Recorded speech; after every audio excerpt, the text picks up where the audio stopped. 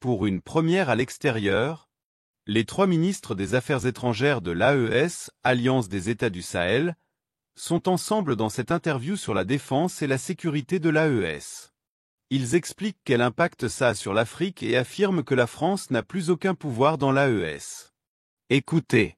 Est-ce que l'uranium est resté bloqué ou vous allez réussir à trouver des débouchés? Bien sûr. On n'a pas l'intention de laisser la France bloquer notre production d'uranium. Elle n'a aucun droit, elle n'a pas cette possibilité-là. Tout ce qu'elle peut dire, c'est de réclamer son investissement, non? On va la rembourser, s'il le faut. Si c'est ça. Mais on y va dans les litiges et la France va voir. Nous avons aussi des choses dans ce domaine-là. Nous avons aussi des cartes à jouer.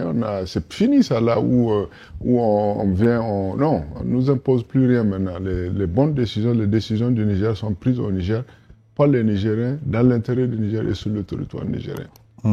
Alors, lors d'une de vos réunions ici à Lomé, vous avez appelé à renforcer la confiance, la solidarité, la coopération militaire entre les États africains, à mutualiser les moyens et ressources pour faire face efficacement aux menaces. N'est-ce pas un vœu pieux, M. Diop, en considération des coûts au-dessus de la ceinture que vous recevez régulièrement de certains de vos voisins, l'Algérie par exemple pour le Mali, le Bénin pour le Niger, la Côte d'Ivoire pour le Burkina Faso et la France pour tous? C'est une aspiration pour l'Afrique. Et ce que nous souhaitons, le président Traoré, le président Goïta, le président Tchani, c'est qu'on travaille à la réalisation de l'unité africaine et d'avoir une capacité africaine qui puisse assurer la dissuasion pour le continent. On n'en est pas encore là, mais c'est ce qui est désirable. Et c'est désirable aussi de travailler à avoir une autonomie stratégique de l'Afrique en tant que continent pour qu'elle puisse se défendre. Mais en attendant cela, nos pays ne sont pas assis. On a déjà mis en place l'AES. Et dans le cadre de l'AES, on a mis une capacité militaire mutualisée entre nos pays où nous travaillons déjà ensemble pour assurer la sécurité. Le Mali, le Burkina se sont tenus aux côtés du Niger quand il y a eu une menace d'intervention militaire contre le Niger. Si l'Afrique avait eu une telle posture de dire que si on attaquait la Libye, l'Afrique allait entrer en guerre, on n'aurait pas eu la guerre en Libye qui a déstabilisé nos pays jusqu'à aujourd'hui. Donc, c'est dire que ce que nous souhaitons pour l'Afrique, nous le faisons dans le cadre de l'AES. Maintenant, il appartient aux autres pays africains, aux autres régions de l'Afrique, de réaliser que nous sommes dans un monde extrêmement violent, nous sommes dans un monde marqué par des rapports de force, il n'y a pas de cadeau. Si tu ne t'organises pas pour assurer ta sécurité, les gens viendront te soumettre par la coercition et pour pouvoir assurer leurs intérêts. Donc c'est ça. Maintenant, les coups sous la ceinture, ça existe. Des pays voisins donnent leur espace à des groupes terroristes, travaillent de connivence avec d'anciennes puissances coloniales, et des pays voisins, comme dans le cas du Mali, abritent des groupes terroristes qui sont projetés dans notre territoire pour créer la menace. Mais comme le ministre Traoré l'a indiqué, le défi auquel nos pays sont en train de se faire face n'est pas un défi uniquement AES. Ça menace tout le continent. Et malheureusement, en Afrique, le problème qu'on a, c'est qu'il y a un manque de solidarité. Pendant que le Burkina, le Mali et le Niger se battent contre le terrorisme, et ce que nous faisons d'ailleurs, c'est pour éviter que le mal n'atteigne certains pays, notamment les pays côtiers. Les gens sont là, ils regardent souvent. C'est même pas qu'on attend une aide matérielle de ces gens, souvent même sur le plan de la solidarité symbolique. Quand nos soldats meurent, quand il y a des attaques, les gens préfèrent regarder, souvent même des communiqués. On n'a pas. Pourtant, il y a des événements qui se passent à des dizaines de milliers de kilomètres de l'Afrique. On voit des gens qui se déplacent. Donc, je crois que l'Afrique manque manifestement de solidarité et l'Afrique devient souvent spectatrice de ce qui se passe dans notre propre continent. Elle dit qu'elle n'a pas les moyens, mais si l'Afrique mutualisait ses moyens, l'Afrique est capable d'assurer sa propre sécurité. Parce que des pays qui viennent pour aider l'Afrique n'ont même pas la taille du Nigeria souvent ou de l'Afrique du Sud. Donc je crois que c'est un problème mental que nous avons.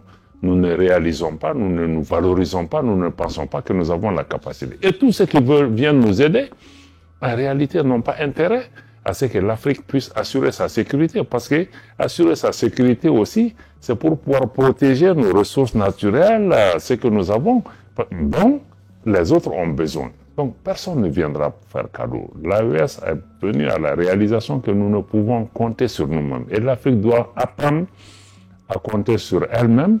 Ces offres de services de certaines puissances extérieures qu'on va vous aider à assurer votre sécurité, je crois que c'est un mirage. Malheureusement, je crois que l'AES, nous sommes bien réveillés, nous avons compris et nous ne sommes pas dupes désormais. Eh bien, la dernière Assemblée générale Nations Unies, il y a eu une passe d'armes entre les diplomates maliens et algériens. L'Algérie refute les accusations que vous portez contre elle. Est-ce que vous avez les preuves de ce que vous avancez, notamment le fait que, selon vous, le territoire algérien serve de base arrière aux terroristes? Mais l'Algérie n'a jamais répondu à cette question. Les groupes terroristes sont chez elle. Elle n'a pas nié que ces groupes sont là-bas. Ces groupes bénéficient de soutien militaire, politique, etc. Et tous ceux qui sont hostiles au gouvernement malien sont hébergés là-bas. Et on est allé jusqu'à détruire un aéronef drone des forces de défense et de sécurité maliennes. Le Mali a fait un communiqué en publiant les données scientifiques, géographiques de localisation de cet appareil en territoire malien à 9,5 km à l'intérieur du Mali de la frontière de l'Algérie. Nous avons porté la question devant la Cour internationale de justice. Bon, si l'Algérie a des preuves que l'aéronef malien est entré sur leur territoire, elle aurait dû porter ses arguments devant la Cour internationale de justice. Malheureusement, je pense qu'elle a refusé la compétence de la Cour, ce qui est un aveu de son implication, parce que manifestement l'Algérie a entravé une opération des forces de défense et de sécurité qui ciblait des chefs terroristes qu'elle protège malheureusement. Et nos pays n'auront pas la sécurité tant que nos voisins sont là à entretenir la menace, à travailler avec des puissances extérieures, à aider des groupes terroristes, des groupes séparatistes contre nos pays. Et dans le temps, l'histoire, j'espère, nous donnera raison, tous ces groupes qui sont entretenus dans son pays vont finir par se retourner contre ceux qui ont été à la base de la déstabilisation de nos pays. Mais Monsieur Traoré, vous avez pratiquement le même problème avec un de vos voisins. Mais pourquoi vous ne convoquez pas une réunion où vous asseyez pour régler ce problème entre Africains? Je ne vois pas la question de cette façon. Entre les Burkinabés et les Ivoiriens, il faut les nommer. Appelez un chat un chat. Voilà, appelons un chat un chat. C'est deux peuples frères. C'est, on va dire, la même grande famille. Et j'aime le dire, nous avons la chance que la frontière a divisé certaines communautés en deux. Ça nous amène à nous asseoir et à discuter de nos problèmes, à nous retrouver pour adorer nos fétiches de part et d'autre, à fréquenter les marchés et voilà, et à célébrer les mariages. C'est pour dire qu'il y a un lien historique qui est là et qui va demeurer.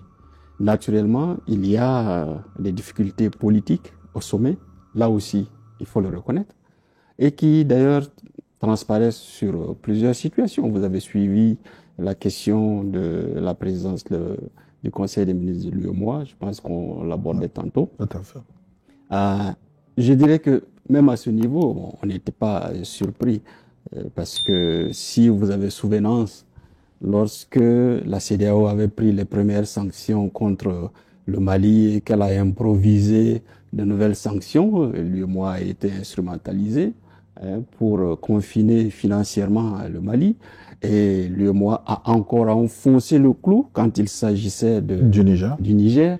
Bon, c'est pour dire que c'est une institution monétaire qui, normalement, devrait être à l'écart de ces questions politiques et devenir un instrument entre les mains de personnes qui sont elles-mêmes entre les mains d'autres personnes. Et ça, il faut le reconnaître. Dites-nous ce que vous en pensez dans les commentaires, aimez, partagez et abonnez-vous.